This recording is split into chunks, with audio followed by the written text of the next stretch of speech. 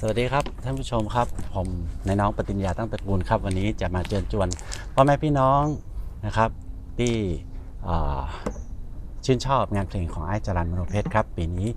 ครบรอบ18ปีที่ไอ้จรัญมโนเพชรจากเขาไปเนาะแต่ว่าเราอยากจะให้หมู่เฮาช่วยกันมานะครับลำลึกบทเพลงของไอ้จรัญแล้วก็ทำให้เพลงกำเมืองเฮายังคงอยู่ต่อไปนะครับที่งานสานต่อฝัน18ปีแต่คนช่างฝันจรัญมโนเพชรปีนี้เขาจัดกันที่นี่ครับโรงเรียนสืบสานภูมิปัญญาล้านนา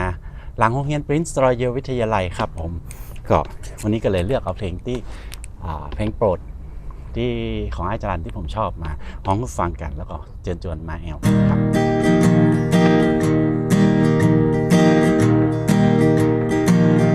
ของกินบ้านเฮาเลือกเอาเตอร์นายเป็นของพื้นเมืองเป็นเรื่องสบายล้วนสบามากฟัง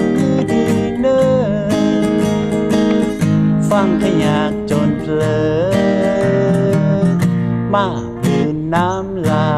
ยแกงแค่จีนงัวใส่จีนหมูแกงหน่อไม้สางหัวบะทั่วปูน้ำพริกแมงดากับน้ำพริกอ่องขัวผักถุงดองหนังปองน้ำปูแกงผักเสียงดาใส่ปลาแห้งต่อยเจ้าแกงบอนแกงตูกับแกงหยวกกล้วยตำมะนุนยำเตาซาบะเขือพลอยแกงเห็ดแกงหอยก้อยปลาดุกดุยแกงบะฮอนกอม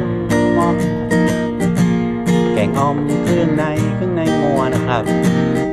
แกงผักเลือดลออ๋อยำหน่อไม้น้ำเมียงน้ำตับกับแกงฮังเลน้ำพริกน้องเทหรือปัจจุบันปัสสุภาเฮ่ยำจีนไก่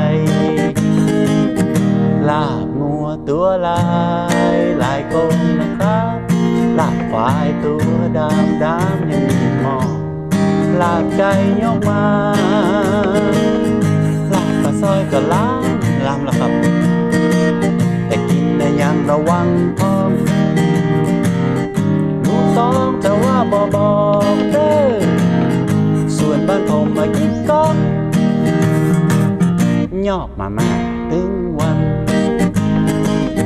ของกินบ้านเฮาเลือกเอาเตอร์นายเป็นของพื้นเมืองเป็นเรื่องสบายล้นสปามากมีฟังดีเนิ่นฟังขยากจนเพลินมากลื่นน้ำลาย